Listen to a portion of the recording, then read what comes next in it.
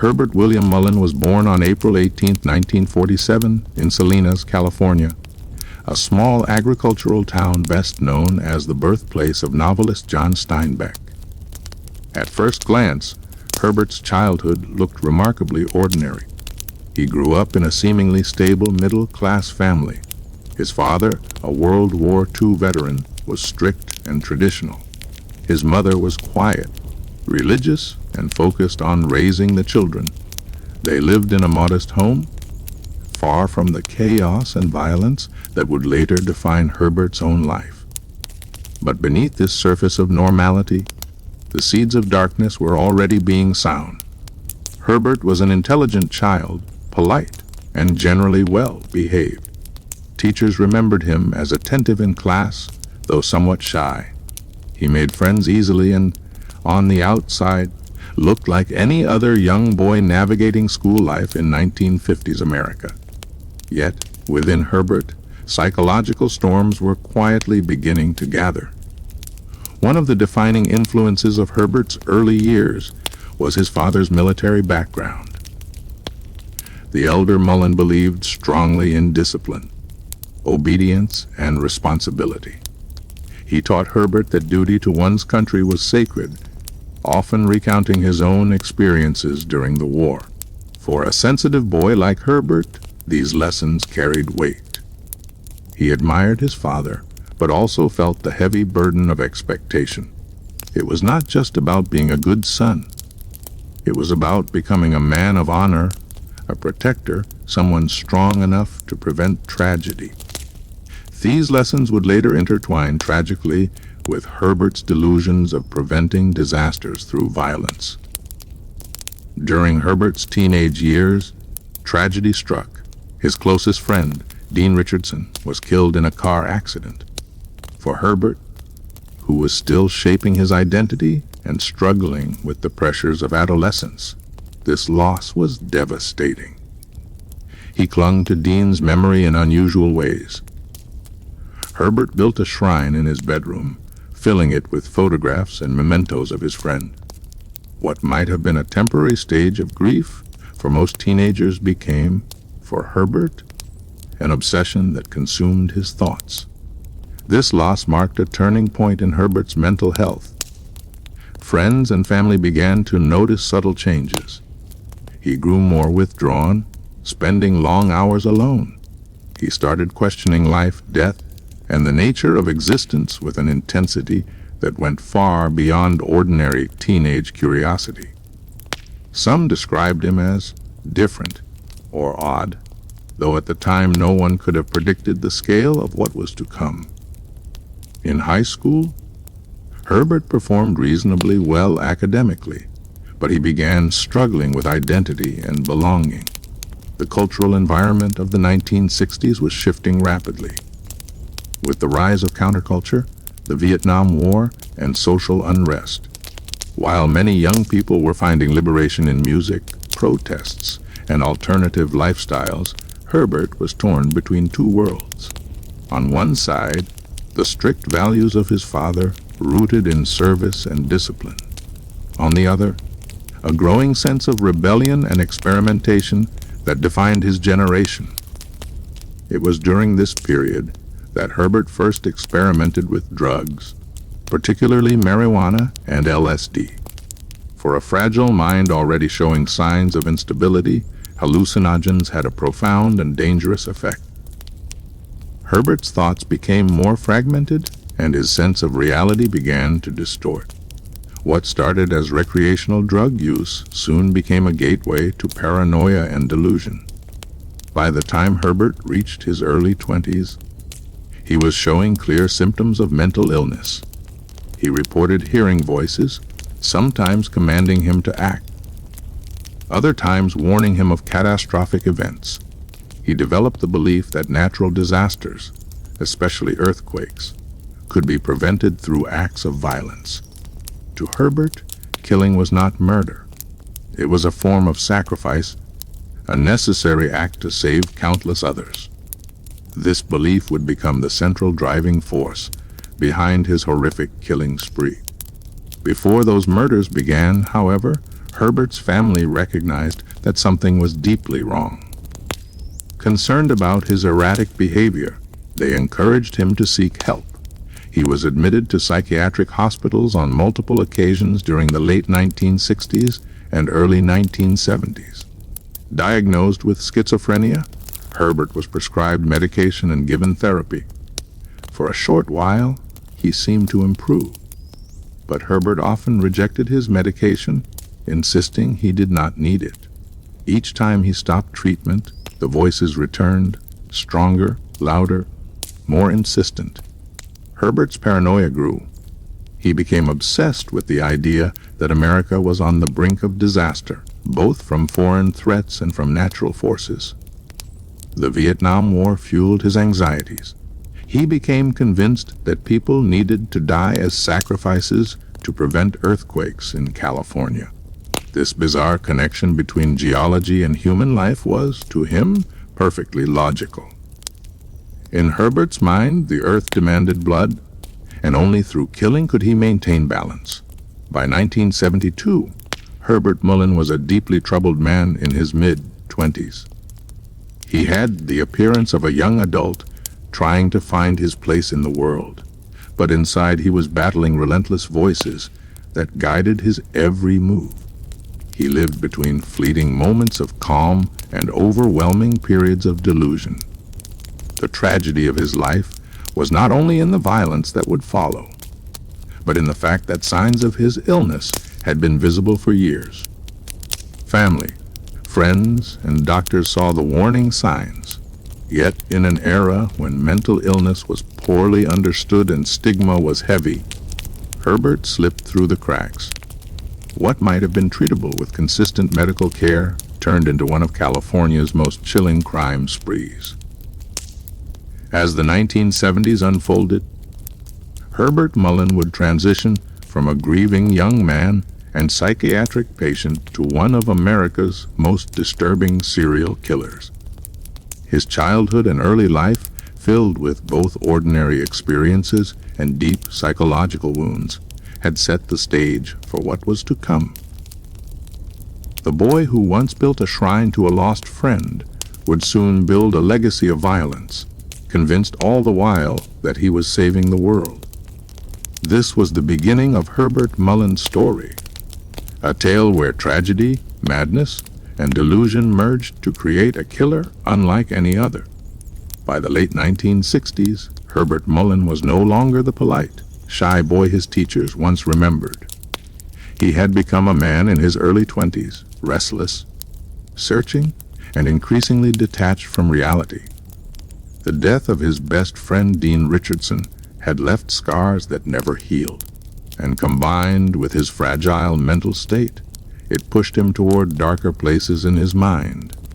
The cultural environment of the time only intensified his instability.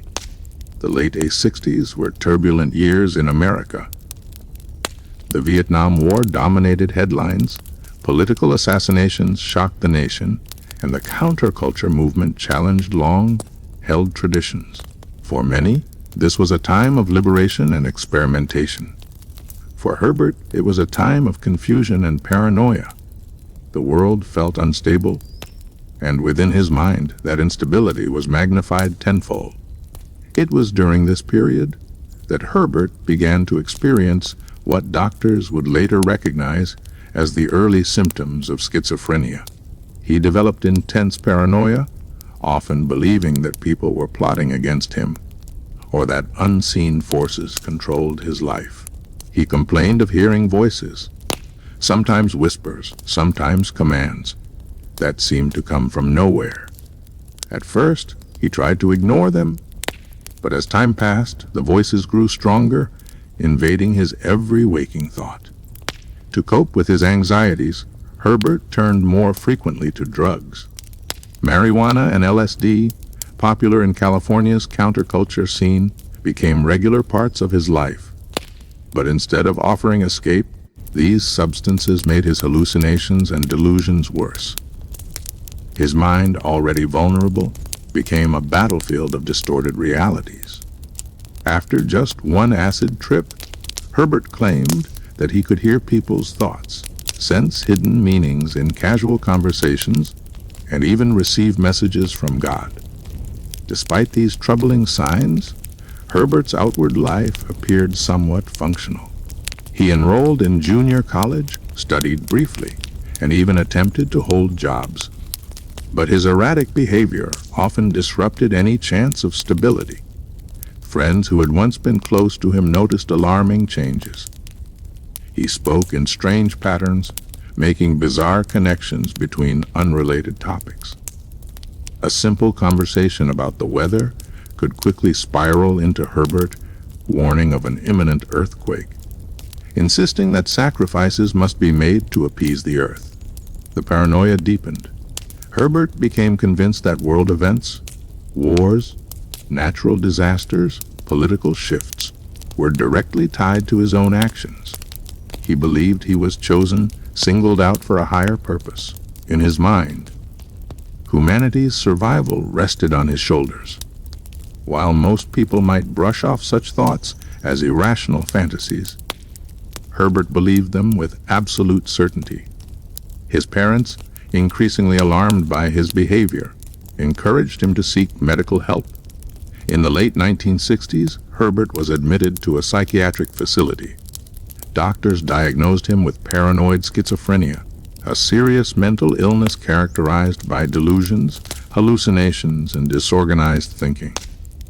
He was prescribed medication, which at times seemed to calm his racing thoughts. But Herbert resisted treatment. He disliked the dulling effect of the drugs, which left him feeling empty and disconnected. Each time he was released, he quickly abandoned his medication, convinced he no longer needed it. Without treatment, the voices always returned, louder than before. He believed these voices were not symptoms of illness, but messages from higher powers. Spirits, God, even the earth itself. He interpreted them as warnings, commands, and sacred truths. By the early 1970s, Herbert's paranoia had reached new levels. He became obsessed with the idea that California was overdue for a catastrophic earthquake. To him, the trembling of the earth was not just a geological event. It was punishment, a divine reckoning. And in his distorted logic, there was only one way to prevent its sacrifice. He became convinced that killing people would serve as offerings to the earth, preventing earthquakes from destroying millions of lives. This belief, as strange and horrifying as it was, gave Herbert a sense of purpose. For years he had drifted aimlessly, consumed by confusion and paranoia. Now, in his mind, he had found a mission. Murder would not be an act of evil. It would be an act of salvation. To him, the choice was clear: either a few must die, or countless thousands would perish in a catastrophic quake. Meanwhile, Herbert's behavior grew increasingly bizarre in public. He would stand on street corners, shouting strange prophecies. He ranted about disasters and conspiracies, frightening strangers who passed by. His physical appearance deteriorated as well. His once neat clothing became disheveled, and his piercing eyes reflected a mind unraveling. To outsiders, he looked like another lost soul adrift in California's chaotic counterculture era. But within, he was preparing for something much darker. Doctors who examined Herbert described him as intelligent, but deeply disturbed. He could articulate his thoughts clearly at times, even logically. Yet the content of his thoughts revealed the depth of his psychosis.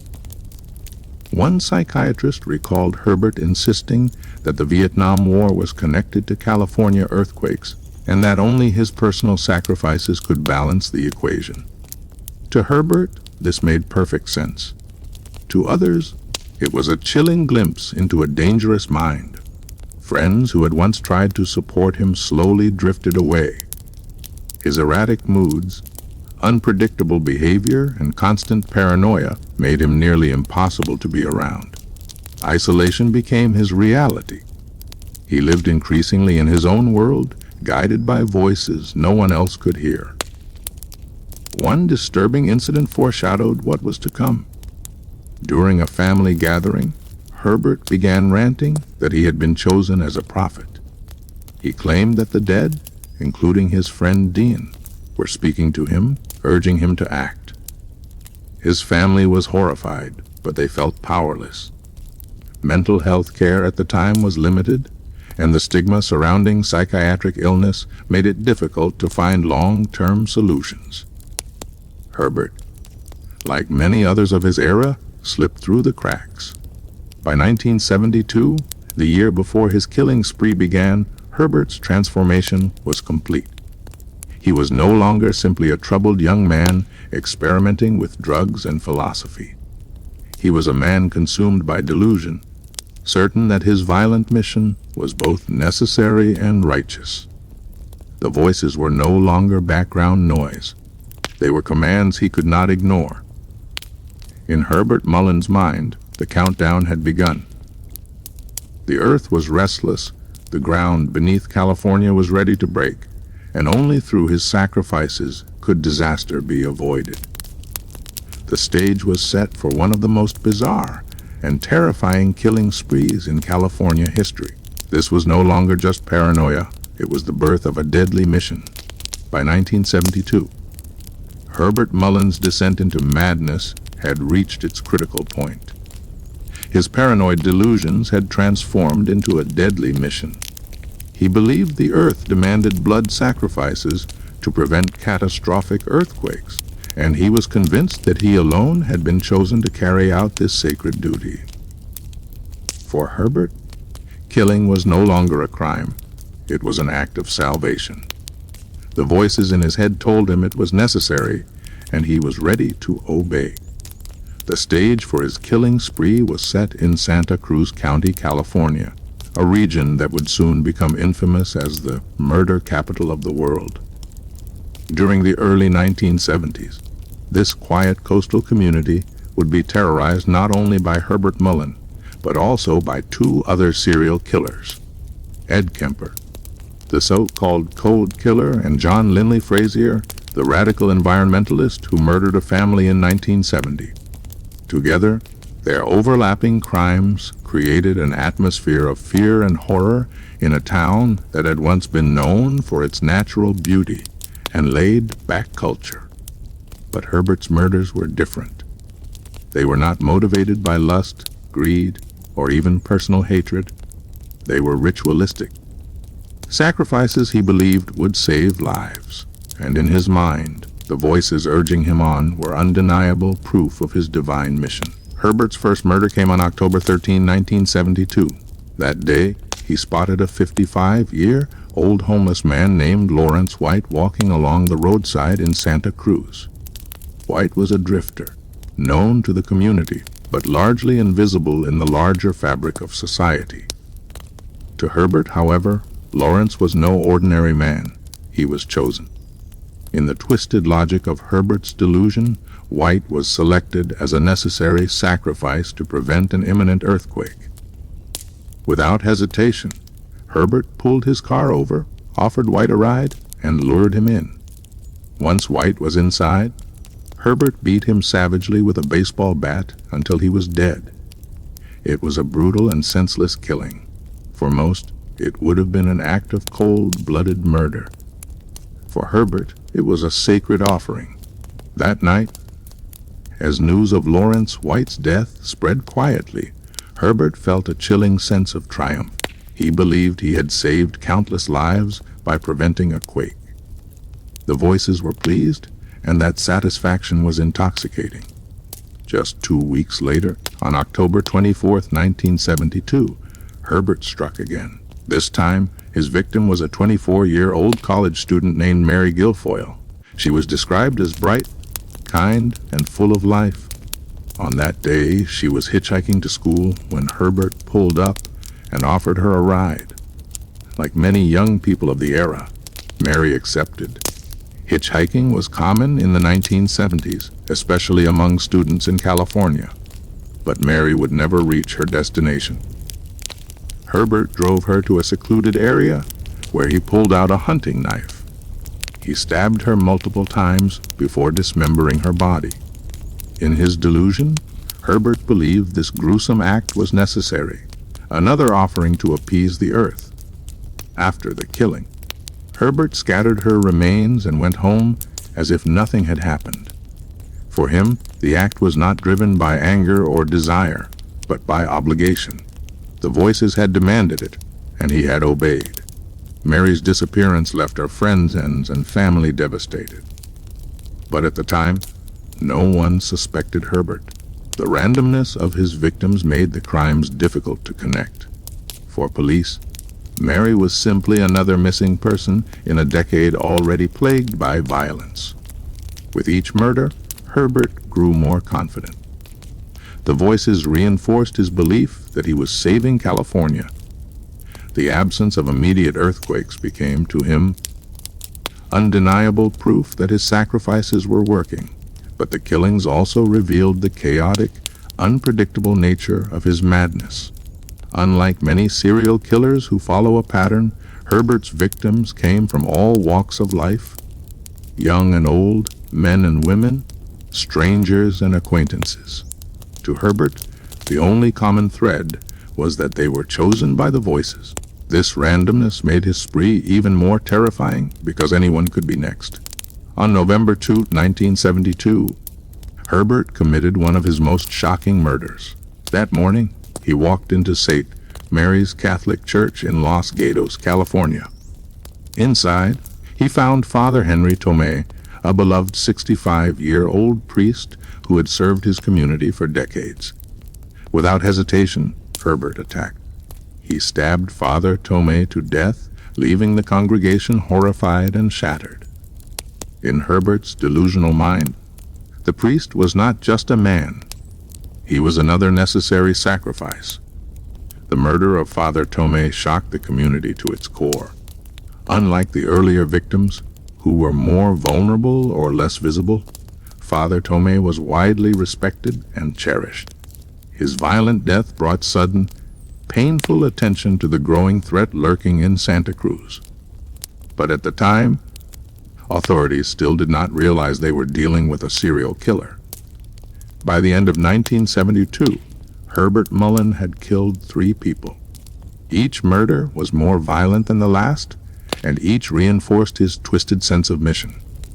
In his mind, he was not a criminal.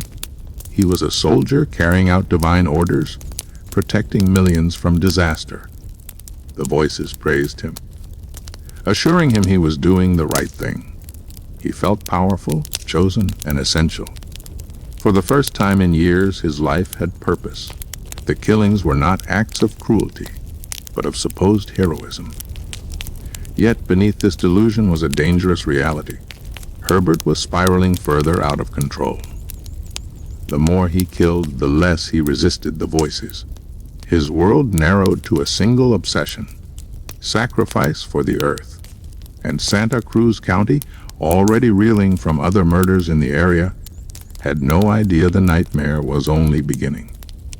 At the time, Santa Cruz was beginning to sense something was wrong. People whispered about the violence, about strange disappearances and shocking crimes. The local press reported isolated stories, but no one had connected the dots. Meanwhile, Herbert was preparing for the next phase of his mission. The voices were insistent. More sacrifices were needed, and he was ready to deliver. The first murders of Lawrence White, Mary Guilfoyle, and Father Henry Tomei marked the beginning of a spree that would claim 13 lives in just 4 months. Each killing was justified in his mind as a necessary offering to prevent earthquakes. But the earth would not stay quiet forever, and neither would Herbert Mullin. His mission had only just begun. By the end of 1972, Herbert Mullin had already claimed 3 lives. Each murder had fed into his delusion that he was performing a divine duty, sacrificing individuals to prevent a catastrophic earthquake in California. But the voices in his head were never satisfied. They demanded more blood, more offerings, more proof of his devotion. And Herbert, fully consumed by madness, was prepared to obey without hesitation. The randomness of Herbert's killings was what made his spree especially terrifying. Unlike many serial killers, he did not stalk a specific type of victim or follow a clear pattern. He killed young and old, men and women, strangers and acquaintances. In his mind, each was chosen for sacrifice, but to the outside world, the murders appeared chaotic and senseless. This unpredictability made him nearly impossible to track, and it fueled a growing atmosphere of fear in Santa Cruz County. Though her murder occurred in late October, the full horror of Mary Guilfoyle's death came to light as investigators pieced together Herbert's crimes later. Mary had been just 24 years old, a bright student who trusted Herbert enough to accept a ride while hitchhiking. What she could not have known was that she was stepping into the car of a man driven by delusions beyond comprehension. Herbert stabbed her repeatedly, then dismembered her body with chilling detachment. For him, this was not an act of cruelty, but ritual necessity. He believed that the precision of the sacrifice mattered, that dismemberment allowed the offering to carry greater weight with the earth itself. Afterward, he disposed of her remains without remorse, convinced he had just saved millions of lives from an impending quake. After the killing of Father Henry Tomei in early November, Herbert's confidence grew. The murder of a respected priest, in the sanctity of a church no less, might have caused guilt or hesitation in another man. But Herbert felt vindicated. To him, the act was proof that no one, not even a holy figure, was exempt from sacrifice. The voices reassured him. They told him he was chosen. They told him he was righteous. They told him the earth itself demanded his obedience. And Herbert, lost in his delusion, believed them completely. By early 1973, his mission entered its deadliest phase. On January 25, 1973, Herbert Mullin committed one of his most brutal and shocking crimes.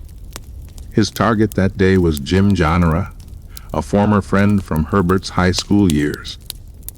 Janera had once supplied Herbert with marijuana, and in Herbert's mind, he now represented betrayal and corruption. The voices whispered that Janera was chosen, that his death was necessary for the stability of the earth. Herbert drove to Janera's home in Santa Cruz. When he arrived, he found not only Jim, but also Jim's wife, Joan. Without hesitation, Herbert attacked. Armed with a gun and a knife, he shot and stabbed the couple repeatedly. Joan, only 24 years old, was a victim simply because she was there. In Herbert's delusion, her death became part of the sacrifice. The crime was exceptionally violent. Herbert mutilated their bodies, leaving a scene of horror that would later shock investigators. For him, however, this was just another offering. 2 lives given to prevent the earth from tearing itself apart. That same day, Herbert's killing spree expanded even further. After leaving the Janera home, he drove to the nearby residence of Kathy Francis, a 29-year-old woman who had been friends with Joan. In Herbert's mind, Kathy had played a role in setting up the Janeras, though in reality, she was innocent of any wrongdoing. His paranoia twisted her into an accomplice of betrayal, and the voices demanded her sacrifice as well. Herbert entered Kathy's home and shot her dead.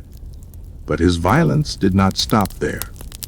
Inside the house were Kathy's 2 young sons, just 4 and 9 years old. In his deranged logic, Herbert believed their deaths were necessary too. He executed them without mercy. The murder of Kathy Francis and her children marked a disturbing escalation in Herbert's spree. For the first time, children had become victims of his delusion. To him, they were simply part of the sacrifice. To the community, their deaths were an unspeakable tragedy that deepened the growing sense of dread. By late January 1973, Santa Cruz County was paralyzed with fear. Random killings were being reported, but the lack of a clear pattern made them difficult to connect. Residents were terrified to hitchhike, walk alone, or even stay in their homes. The idea that anyone, at any time, could be targeted by a madman was almost too much to bear.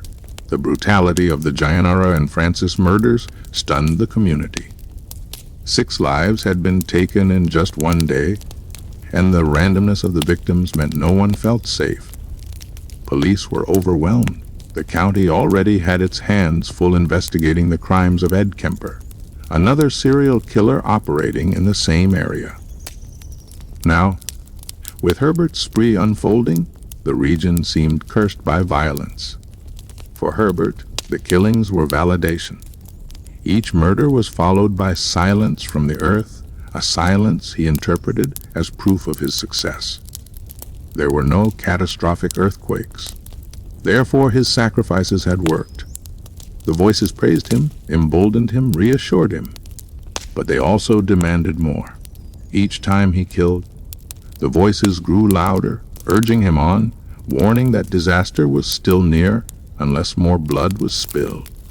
Herbert's mission was no longer a burden. It had become his identity. He was no longer simply Herbert Mullin, the troubled young man from Salinas. He was the chosen one, the savior of California, the man whose sacrifices were keeping the ground steady beneath millions of unsuspecting feet. In the weeks that followed, Herbert continued to drift through Santa Cruz County, looking for signs of who should be sacrificed next. His eyes scanned strangers, acquaintances, even neighbors. Anyone could be chosen. The decision was not his. It belonged to the voices. The spree that had begun with a drifter on the side of the road had now claimed 9 lives. But Herbert was far from finished. In his mind, the earth was still restless, and the sacrifices had to continue. Santa Cruz was a town on edge, but it had not yet seen the worst of Herbert Mullin's violence. The terror was only building, and the voices in Herbert's mind would not be satisfied until the final bloody chapter of his spree was complete. By early February 1973, Herbert Mullin had already claimed 9 lives in a relentless killing spree. Each act of violence was fueled by the same delusion, that his sacrifices were preventing devastating earthquakes in California. But the voices in his head were insatiable. They demanded more offerings, whispering that disaster was always just one step away. And Herbert, lost in madness, obeyed. Unlike many serial killers who chose victims based on desire, anger, or opportunity, Herbert's killings were directed entirely by the voices. There was no pattern the police could recognize, no logic outsiders could understand. To Herbert, though, there was a pattern, one dictated by the earth itself. The randomness of his victims was precisely what made his spree so terrifying. Anyone could be chosen. On the morning of February 13, 1973, Herbert wandered the streets of Santa Cruz, searching for the next sacrifice. He carried with him a rifle, concealed until the voices made their choice. It didn't take long.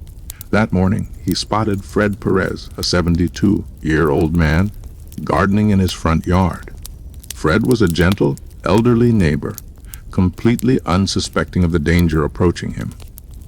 For Herbert, however, Fred was not just a man tending to his plants. He was chosen. Herbert raised his rifle and, without hesitation, shot Fred dead in broad daylight. The sound of the gunshot rang out across the neighborhood, sending shockwaves of fear through the community. For the first time, Herbert had killed in public, in plain view of anyone who happened to be nearby. This boldness marked a dangerous escalation. Herbert was no longer hiding his violence in remote areas or behind closed doors. He was openly killing on the streets, driven by a delusion so powerful that fear of discovery no longer mattered.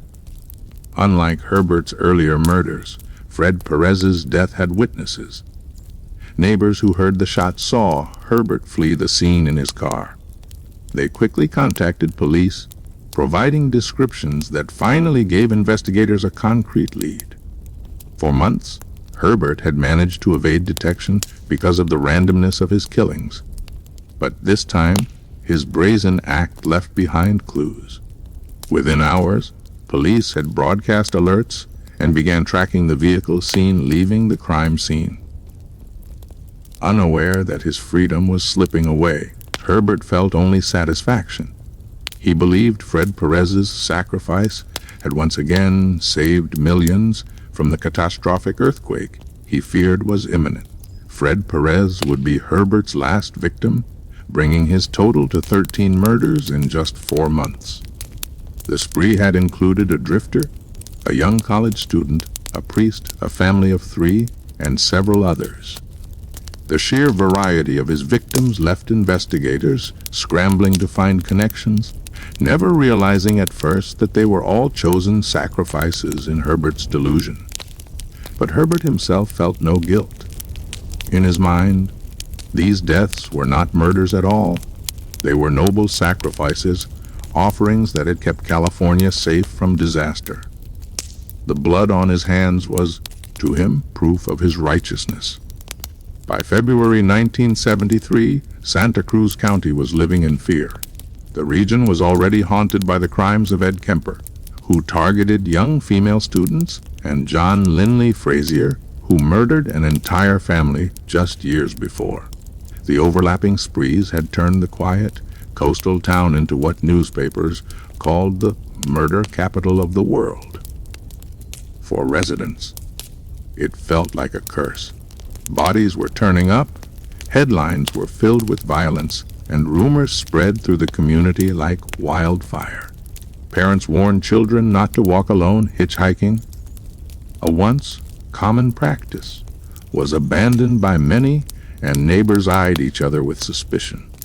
What no one knew was that 2 very different killers, Herbert Mullin and Ed Kemper, were operating at the same time, often just miles apart. Both would eventually be captured in 1973, but until then, Santa Cruz remained gripped by terror. As investigators would later piece together, Herbert's victims reflected his shifting delusions. When he killed Lawrence White, the drifter, Herbert claimed it was to prevent an earthquake. When he murdered Father Tomei, he insisted it was necessary to balance spiritual forces. The killing of Jim and Joan Gianera was, in his mind, punishment for betrayal, and the murder of Kathy Francis and her 2 sons was, to him, a continuation of that same mission. Each victim was chosen not by logic, but by voices only Herbert could hear. The randomness of the selection was what baffled police for months. There was no sexual motive, no financial gain, no revenge that could explain the spree. Only Herbert's fractured mind held the explanation. What made Herbert especially dangerous was his ability to drift between lucidity and madness. To outsiders, he could appear calm, even normal. He could hold a conversation, purchase items from a store, or interact with strangers without raising immediate suspicion. But inside, his thoughts were consumed by delusions. The voices guided him, demanded his obedience, and praised him for his sacrifices. He lived in 2 worlds simultaneously, one shared with everyone else, and one that only he could see and hear. This duality made him unpredictable. At any moment, the calm exterior could give way to violence. A chance encounter, a stranger's glance, even a thought that drifted into his mind could be the spark that convinced him another sacrifice was needed. Perhaps the most bizarre aspect of Herbert's delusion was the connection he drew between murder and earthquakes. California, particularly the Bay Area and Central Coast, had long been earthquake-prone. For Herbert, these natural events became symbols of destruction and death. In his mind, the earth itself spoke to him, demanding offerings of blood to remain calm. If he failed, he believed the ground would open, swallowing entire cities. Each murder became proof, in his twisted logic, that he was right, because after each killing, no earthquake came. This self-reinforcing cycle trapped Herbert deeper into madness. Every act of violence confirmed the delusion, and with each confirmation, the voices grew louder. By the time Herbert Mullin killed Fred Perez in February 1973, he had left behind a trail of devastation that shook Santa Cruz to its core. 13 lives had been cut short, families destroyed, and a community left in fear. But Herbert himself felt no remorse. In his mind, he had saved millions. He saw himself not as a murderer, but as a savior. The world might call him insane, but to Herbert, he was the only one who truly understood the fragile balance of life and death beneath the shifting earth. As police closed in on him after the murder of Fred Perez, Herbert's spree was nearing its end. But the terror he unleashed, and the bizarre delusions that drove him, would continue to haunt California for decades to come. The morning of February 13, 1973, marked the final chapter in Herbert Mullin's 4-month-long killing spree. By then, 13 lives had been taken, each one claimed in the belief that their sacrifice had prevented a devastating earthquake. For Herbert, the mission felt righteous. But for the community of Santa Cruz, it was a nightmare that seemed endless. That nightmare, however, was about to come to an end.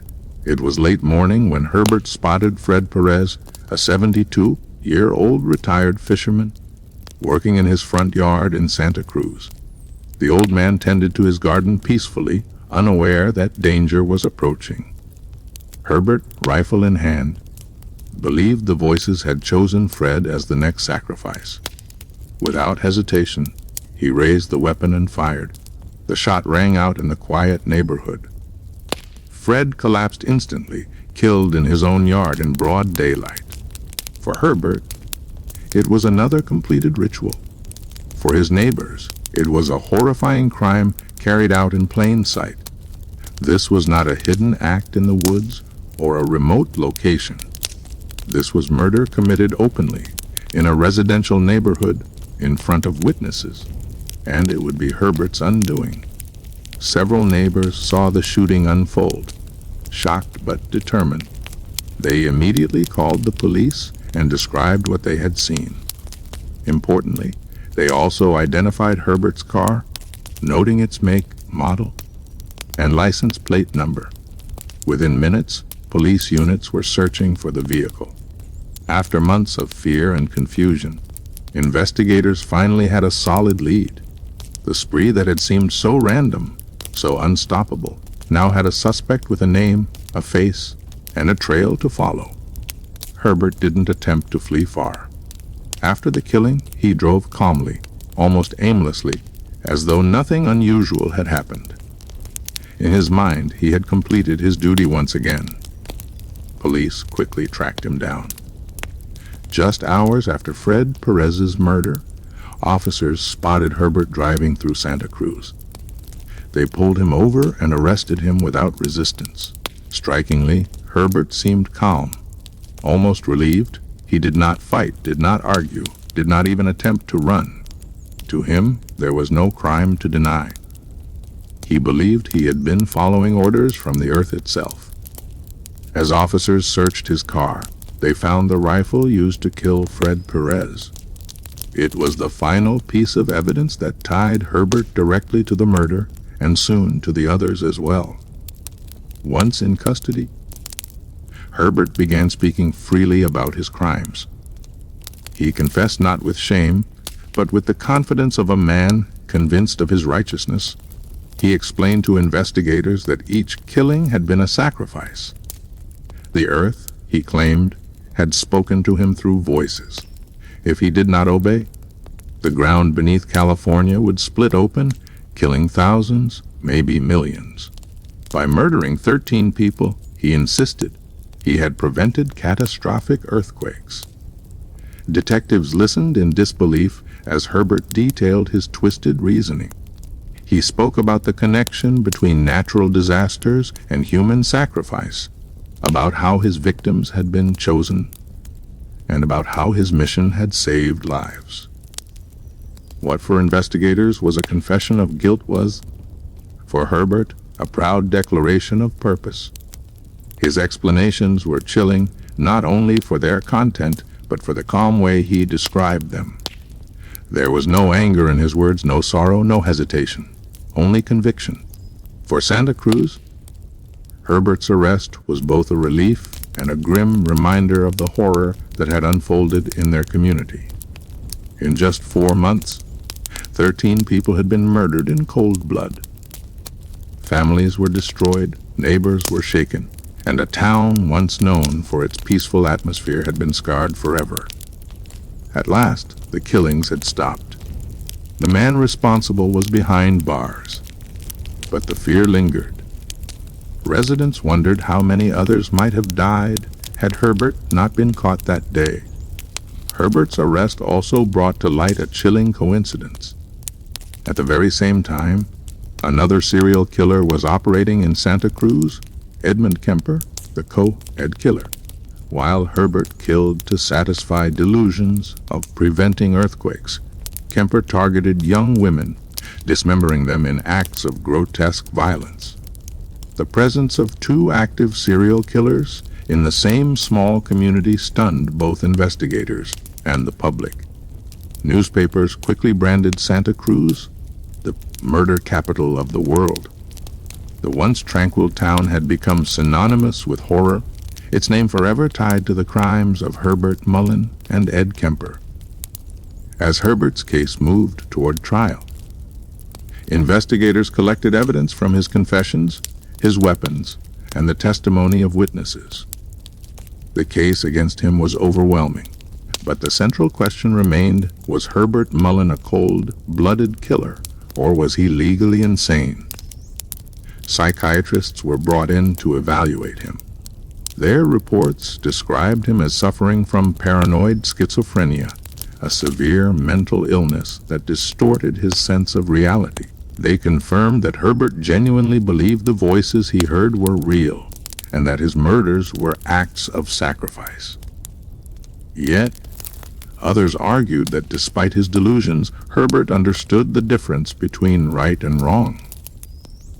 He had hidden bodies, disposed of evidence, and attempted to avoid detection. These actions, they claimed, showed he knew his crimes were against the law, even if his reasoning was irrational. This debate would become the heart of Herbert Mullin's trial. Inside the jail, Herbert remained confident in his beliefs. He told fellow inmates and guards that he was chosen, that his mission was justified, and that history would prove him right. He did not see himself as a criminal, but as a savior, someone who had carried the burden of sacrifice to protect millions of people. He spoke often about earthquakes, warning that his imprisonment might bring disaster. In his mind, the killings had been a form of public service, one that others would one day thank him for. But to investigators, prosecutors, and the grieving families of his victims, Herbert Mullin was not a savior. He was a murderer who had shattered 13 lives and left an entire community in fear. In the aftermath of Herbert's arrest, Santa Cruz began to heal. Families mourned their loved ones, communities held vigils, and neighbors tried to reclaim their sense of safety. But the scars remained.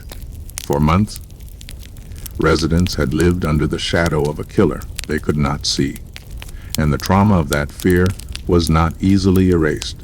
The capture of Herbert Mullin marked the end of one of the darkest chapters in the town's history. Yet, it was only the beginning of the legal battle that would decide Herbert's fate. With Herbert in custody, prosecutors prepared for trial. The evidence was strong, the confessions detailed, and the public demand for justice overwhelming. But the courtroom would soon become a battleground between 2 narratives, one of a man driven by madness, and one of a man who knew exactly what he was doing. Herbert Mullin's spree had ended, but his story was far from over. The trial ahead would attempt to answer the question that haunted everyone: was Herbert Mullin insane or simply evil? By mid-1973, Herbert Mullin's arrest had sent shockwaves through Santa Cruz and beyond.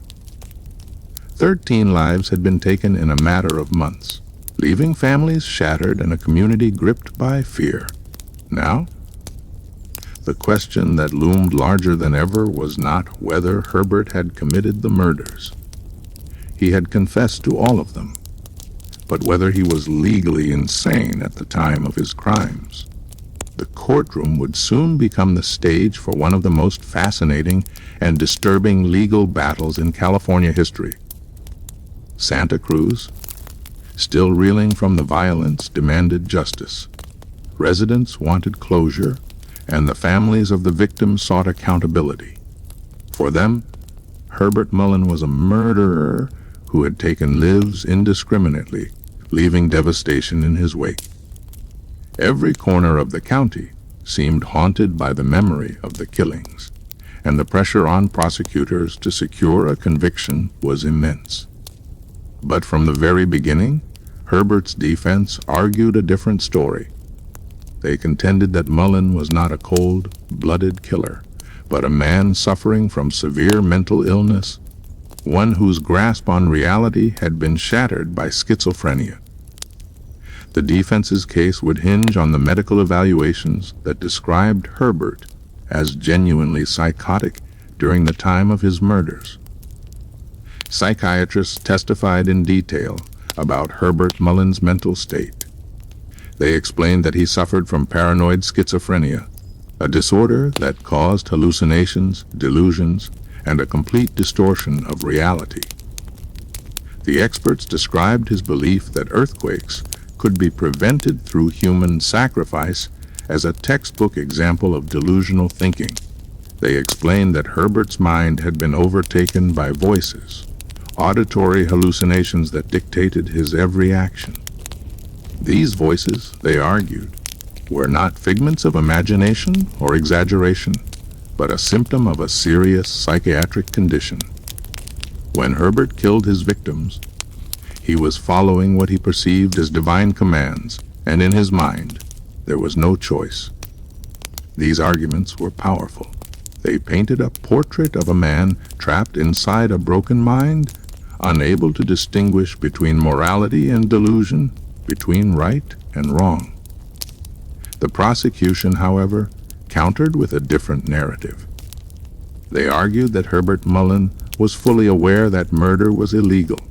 He had taken deliberate steps to conceal his actions, disposing of bodies, hiding weapons, and avoiding immediate detection. These actions, the prosecution contended, showed a calculated awareness of his crimes. Witnesses recalled Herbert interacting calmly with neighbors, shopping in stores, and attending social gatherings even during the height of his killing spree.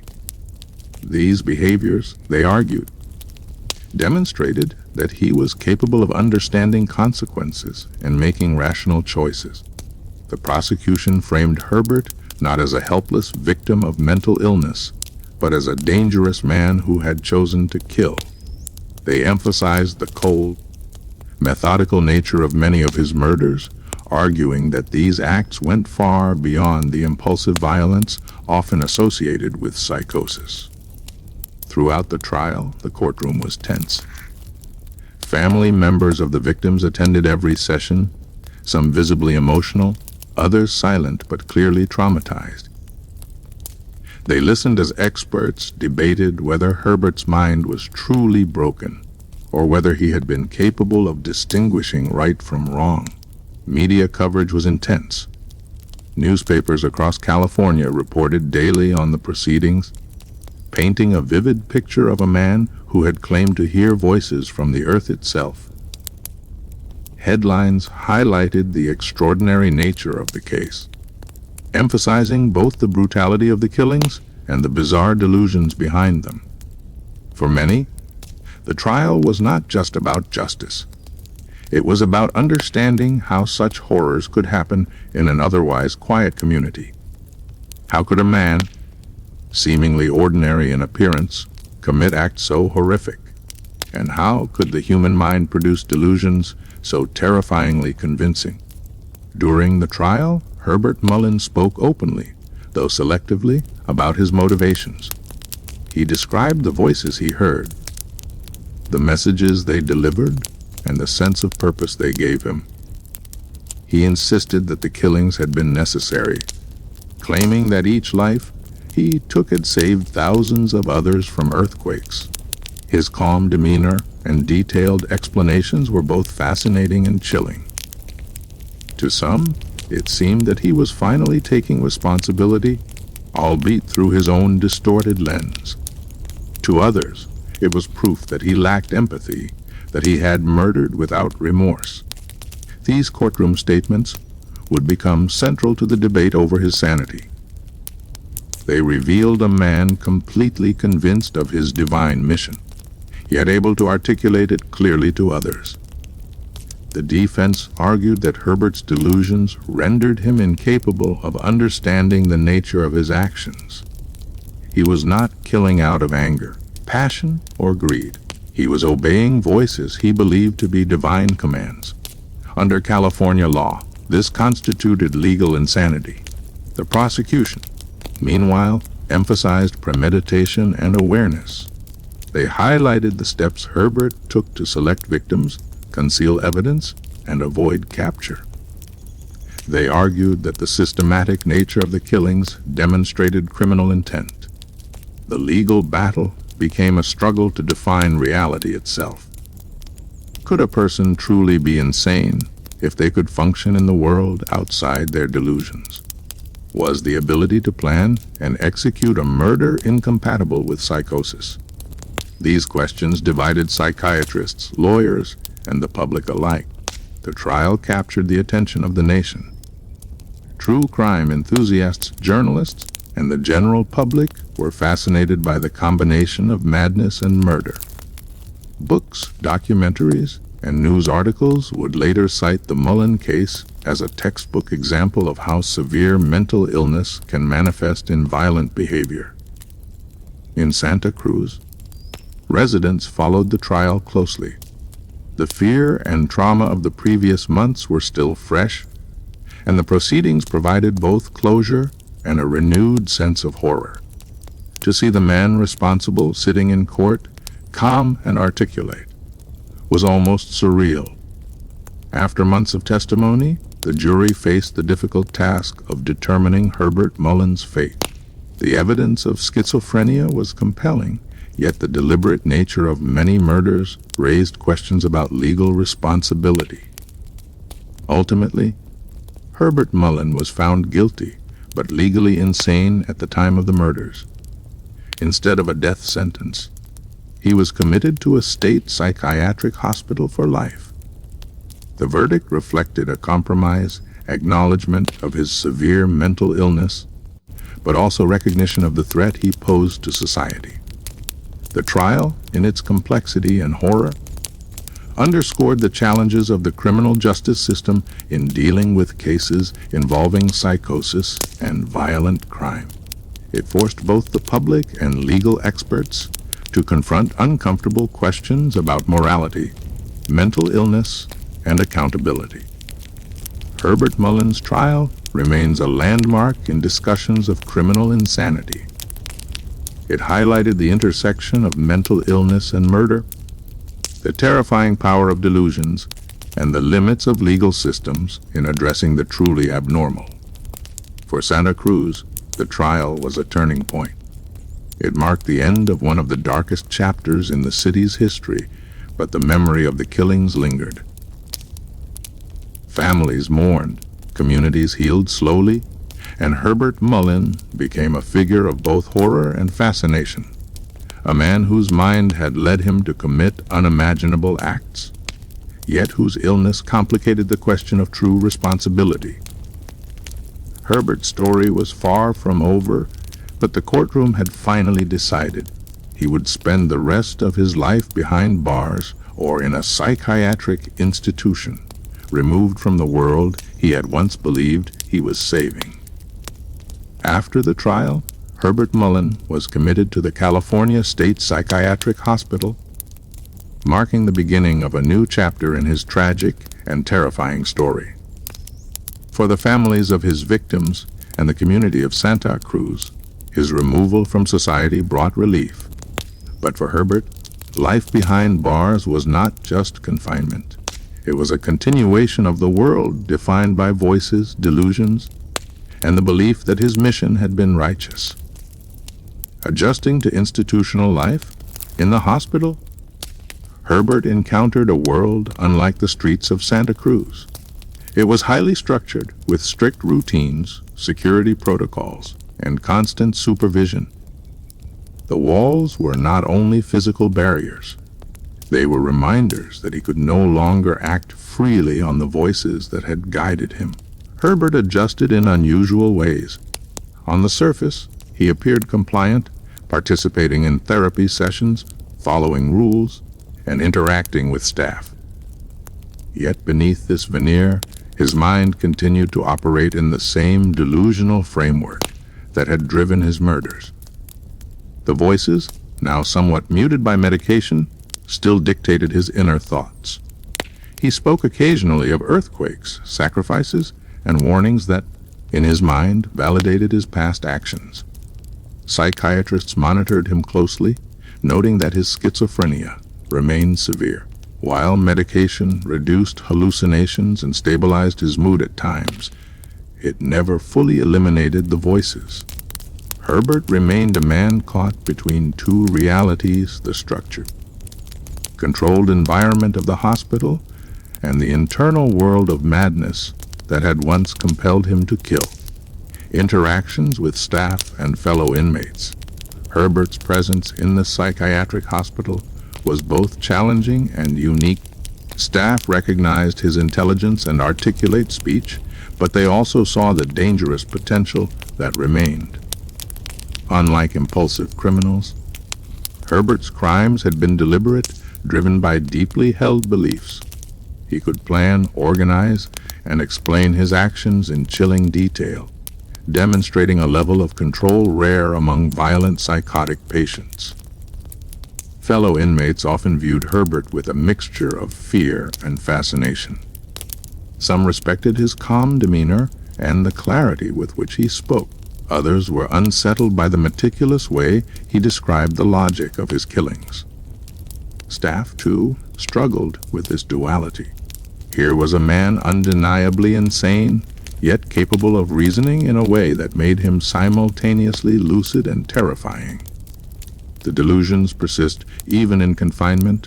Herbert's delusions continued. He occasionally spoke to himself, reporting instructions from the earth, interpreting the world around him as signs and warnings. For Herbert, the murders he had committed were not acts of violence, but moments of divine service, and he frequently reiterated that belief to anyone who would listen. Psychiatrists documented that Herbert's sense of mission remained a constant. While he no longer had the freedom to act on these impulses, the conviction that he had been chosen to prevent natural disasters persisted. In his mind, the earth's safety had rested on his shoulders, and even now, behind locked doors, he still carried the weight of that imagined responsibility. Medication helped control some of his more extreme hallucinations, but it could not erase the underlying structure of his delusions. Herbert Mullin remained a prisoner, not just of the institution, but of his own fractured mind. Reflection and regret over the years, Herbert occasionally reflected on his actions. However, these reflections were often filtered through his delusional lens. He did not express remorse in the conventional sense. Instead, he framed the murders as necessary sacrifices, evidence that he had fulfilled his supposed duty. Therapists and psychiatrists attempted to guide him toward insight, encouraging him to recognize the reality of his crimes and the suffering he caused. Herbert sometimes acknowledged the pain of families and the terror he had inflicted on the community. Yet, he could not fully reconcile this with his belief that his actions had been righteous. In his mind, the two realities coexisted. He had caused suffering, but he had also saved countless lives. This duality became a defining feature of his later life. Unlike some criminals who express outright remorse or guilt, Herbert remained tethered to his delusional justification, making him an unusual and complex figure in the study of criminal psychology. Media attention and public fascination, even behind bars, Herbert Mullin continued to attract attention from journalists, criminologists, and true crime enthusiasts. Documentaries, interviews, and books explored the strange logic of his crimes, the role of schizophrenia in violent behavior, and the broader implications for criminal justice. Many were fascinated by the intersection of intelligence, planning, and psychosis. Herbert could explain in precise and articulate terms how he chose victims, why he believed the murders were necessary, and how he perceived the world around him. This made him an unusual case study, both horrifying and instructive for those studying the mind of a serial killer. At the same time, families of victims were often disturbed by the continued media interest. To them, Herbert was not an academic subject, but the man who had destroyed lives. His notoriety remained a painful reminder of the events that had rocked Santa Cruz in 1972 and 1973. Herbert Mullin's later years. In the decades that followed, Herbert Mullin remained confined to psychiatric institutions.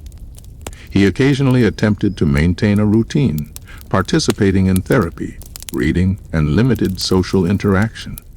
Despite the passage of time, he never fully relinquished his delusions. The voices, the mission, and the imagined responsibility to protect the earth persisted in some form until his death. He became, in many ways, a tragic figure, a man whose mind had been irrevocably broken, whose actions had caused immense suffering, yet whose life remained a cautionary tale about the intersection of severe mental illness and criminal behavior. Death and legacy. Herbert Mullin died in 2022, still confined in a psychiatric facility. His life behind bars had been long controlled and closely monitored, yet it remained defined by the madness that had driven him to murder 13 people decades earlier. To criminologists, psychologists, and the public, Herbert Mullin's life and crimes offer a window into the terrifying potential of untreated mental illness. His case highlights the importance of early intervention, understanding schizophrenia, and recognizing how delusions can manifest in acts of violence. For the families of his victims, however, his death did not undo the trauma or the pain. 13 lives were lost, and the shadow of his spree would linger indefinitely. Herbert Mullin remains a haunting example of a mind consumed by delusions, a man whose perception of reality led to unspeakable violence, and a reminder of the fragile boundary between sanity and madness.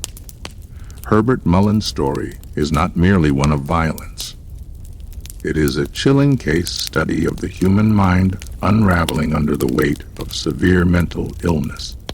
By the time of his death in 2022, he had spent nearly 50 years confined, yet his life and crimes continued to fascinate psychologists, criminologists, and the public.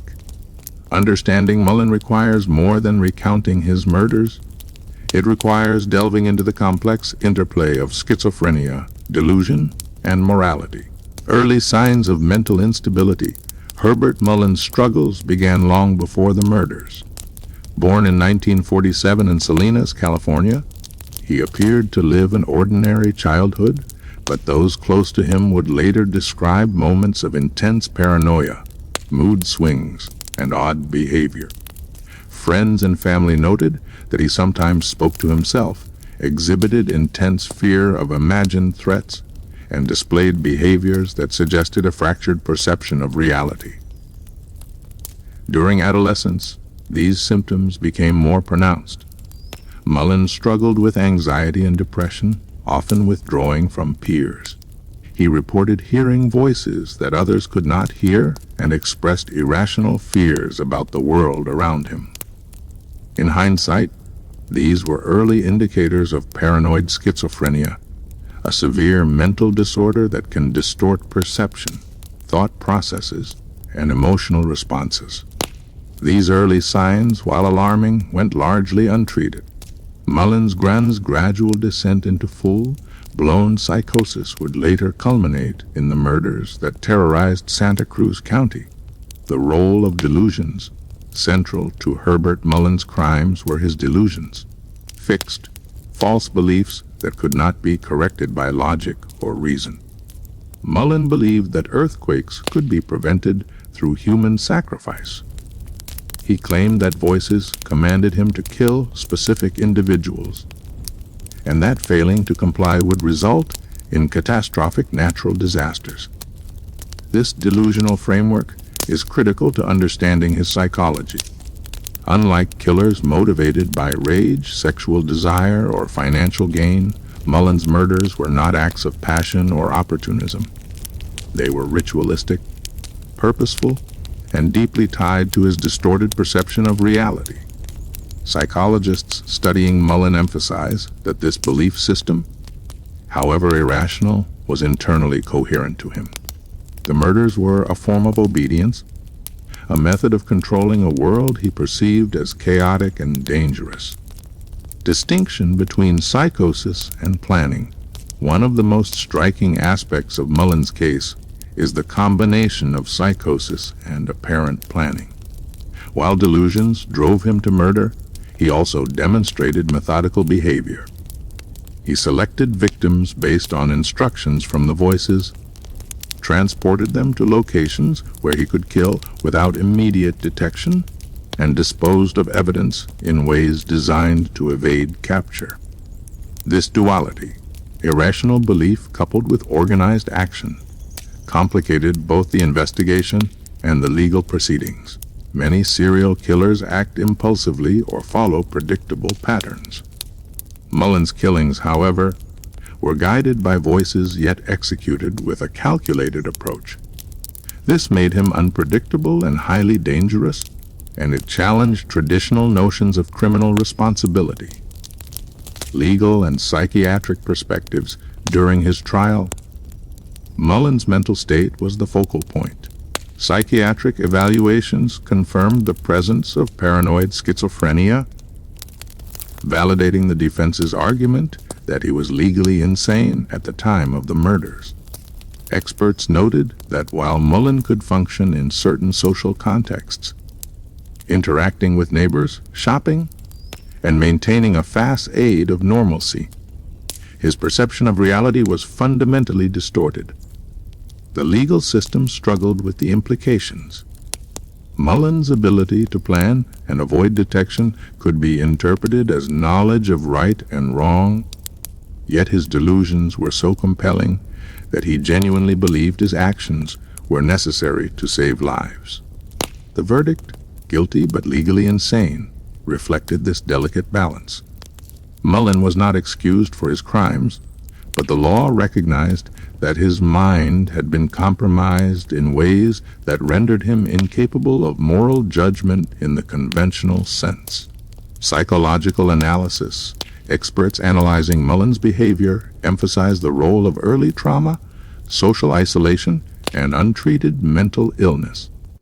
His obsessive focus on earthquakes may have been influenced by California's seismic activity, while his withdrawal from social networks likely intensified his vulnerability to delusions. Mullin's case also illustrates the danger of untreated schizophrenia. Without appropriate intervention, symptoms such as hallucinations, paranoia, and delusional thinking can escalate, sometimes with catastrophic consequences. The murders committed by Mullin are an extreme example of what can happen when mental illness intersects with isolation and obsession. Comparison to other serial killers, Mullin's psychological profile contrasts sharply with killers motivated by sexual or financial gain. Unlike Edmund Kemper, who targeted young women for sexual gratification and displayed sociopathic traits, Mullin's motivations were entirely delusional. He did not seek personal pleasure, revenge, or profit. His acts were ritualistic sacrifices, guided by the belief that he was protecting society. This distinction makes Mullin particularly unique in criminology. His killings challenge the notion that serial murder is always rooted in ego, desire, or anger. Instead, they highlight the complex interplay between mental illness, perception, and violent behavior. The human cost, while psychological analysis provides insight, it cannot erase the human toll. 13 families lost loved ones. Children, spouses, parents, and friends were left grieving and traumatized. The community of Santa Cruz was permanently changed. Even decades later, the shadow of Herbert Mullin's actions lingers, a reminder of how delusion and violence can devastate lives. Understanding Mullin does not excuse his crimes. It does, however, offer perspective on how a mind fractured by severe mental illness can manifest in extreme and horrifying ways. It forces society to confront questions about mental health, responsibility, and prevention. Lessons for mental health awareness. Mullin's case underscores the importance of early intervention for severe mental illness. Schizophrenia, when untreated, can produce hallucinations, delusions, and a distorted sense of reality. With appropriate care, therapy, medication, and social support, many individuals can lead functional lives without posing a danger to themselves or others. His story also emphasizes the need for vigilance in communities. Behavioral changes, social withdrawal, and irrational beliefs are warning signs that should not be ignored. While most individuals with mental illness are not violent, Mullin's actions serve as a stark illustration of the potential consequences when symptoms escalate unchecked. A legacy of horror and study, Herbert Mullin remains a figure of both horror and academic interest. To criminologists, he is a case study in the intersection of severe mental illness and serial murder. To psychologists, he illustrates the devastating potential of untreated schizophrenia. To the families of victims, he is a man who irrevocably altered their lives. His story is a reminder that the human mind is complex, fragile, and sometimes terrifying. It challenges simple narratives of good and evil, forcing us to consider the deeper mechanisms that drive human behavior. In understanding Herbert Mullin, we do not absolve him of responsibility, but we gain insight into the forces, biological, psychological, and environmental, that can push an individual toward unspeakable acts. Herbert Mullin's story is one of tragedy, horror, and a window into the complexities of the human mind. From a seemingly ordinary young man in Salinas, California, to a notorious serial killer who took 13 lives in a brief but devastating spree, his life demonstrates the catastrophic consequences of severe mental illness left untreated. By the time of his death in 2022, Mullin had spent nearly 50 years confined, yet the echo of his crimes continued to resonate. A life shaped by madness, Herbert Mullin was born in 1947 in Salinas, a town known for its quiet streets and agricultural roots. Early in life, he exhibited signs of mental instability, paranoia, mood swings, and hallucinations that would eventually culminate in full-blown paranoid schizophrenia. For years, these symptoms went largely untreated, leaving Mullin vulnerable to the voices and delusions that would define his later actions. By 1972, those delusions had fully manifested. Mullin became convinced that earthquakes were imminent and that human sacrifice was the only way to prevent widespread catastrophe. The voices he heard dictated his every action, guiding him to select victims indiscriminately, from drifters and acquaintances to friends and even children. The murders and the community's fear, Between October 1972 and February 1973, Mullin murdered 13 people across Santa Cruz County. Each killing was motivated not by anger, sexual desire, or financial gain, but by a ritualistic belief that he was saving lives through sacrifice. This randomness created chaos, fear, and trauma in the community, leaving residents terrified that anyone could be the next victim. The murders included Lawrence White, a drifter, killed as the first perceived sacrifice; Mary Guilfoyle, a young college student; Father Henry Tomei, a local priest; Jim and Joan Gianura, and Kathy Francis with her 2 sons, illustrating the escalation and indiscriminate nature of his spree. Fred Perez, the final victim whose public murder directly led to Mullin's arrest. The variety of victims, combined with the brutality and apparent randomness, made the spree particularly terrifying. For months, police struggled to find patterns or motives, while the public lived in fear. Capture and legal proceedings, Herbert Mullin's arrest on February 13, 1973, marked the end of the spree. Caught after the public killing of Fred Perez, Mullin was calm during his arrest, seemingly relieved to finally stop carrying out the murders. His confessions were chilling yet articulate, describing in detail how the voices had guided him and why each murder had been necessary to prevent earthquakes. The trial that followed was extraordinary. Psychiatric evaluations confirmed his diagnosis of paranoid schizophrenia, validating the defense's argument that he was legally insane at the time of the murders. Despite evidence of planning and concealment, the court ultimately found him guilty, but legally insane, committing him to a state psychiatric hospital for life. The verdict reflected a difficult balance: recognition of severe mental illness alongside acknowledgement of the threat he posed.